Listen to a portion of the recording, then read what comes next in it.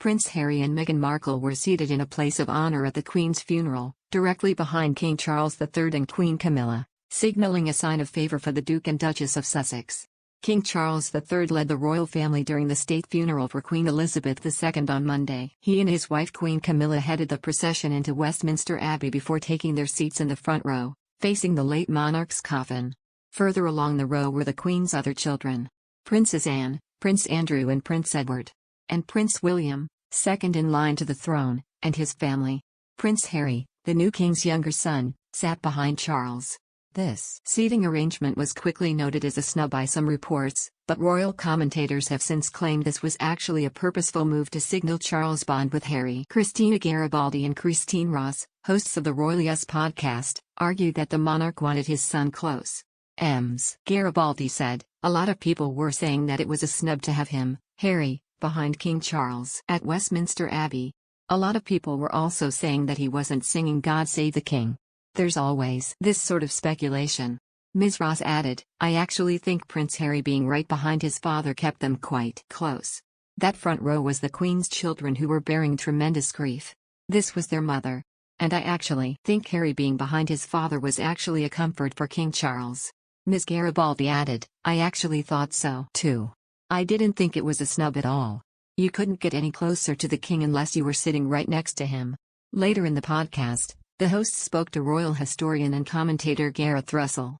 He argued the prince and his wife Meghan Markle were given a place of honor at the state funeral. He said, "That's the etiquette. If you know what the etiquette is, it actually is a place of honor. To be the one behind the king is actually a sign of favor." Members of the royal family are traditionally seated in accordance with the hierarchy during official events. During the service of Thanksgiving held at St. Paul's Cathedral on June 3 to mark the Platinum Jubilee, the Sussexes sat in the second row, next to other non-working members of the firm including Princess Eugenie and her husband Jack Brooksbank. Mr. Russell urged people not to consider Harry and Meghan snubbed by where they were located during the funeral service, and suggested the focus of the seating plan may have been on the Queen's children rather than her grandchildren, particularly paying tribute to Charles' sister, Princess Anne, who has dedicated decades to the Queen and the firm.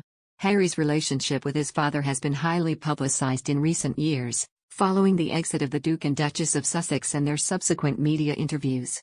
There has been a reported distance between the two royals. According to Mr. Russell, the king very much does want reconciliation between himself and Prince Harry, adding, "Hopefully we're going to see a palace administration under Charles III that perhaps is a bit more flexible about things." He continued, "I think most people are hopeful that the family will unite." The Duke and Duchess time in the UK has sparked discussion over whether the couple could return to the firm in the future. Tina Brown, author of The Palace Papers, has claimed the royal family needs the Sussexes to come back. On Tuesday, she told ITV's Lorraine, "I do think the royal family needs them, the Sussexes. There's a lot of work to be done. And Kate does not want to be spending her time traveling the world. She's a mother with 3 children." She continued, "As the Sussexes are. They have to somehow divvy this stuff up and Harry has a big role to play if he wants to come in and do it. The question is of course whether Meghan wants to because she absolutely hated every bit of it."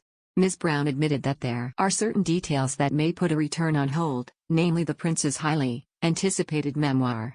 She said, "I think unless he does give up his book and these tell-all documentaries then there can be no trust." She added, "They should definitely make that compromise. If Harry doesn't want to bin the book then I don't see a way forward, which would be very sad." Grieving the loss of Elizabeth II has seemingly brought the royal family together to some extent. Just days after her death, Harry and Meghan joined the new Prince and Princess of Wales on a surprise walkabout outside Windsor Castle. Prince William reportedly extended the olive branch to his younger brother and his wife, inviting them to greet well-wishers and read tributes left at the gates.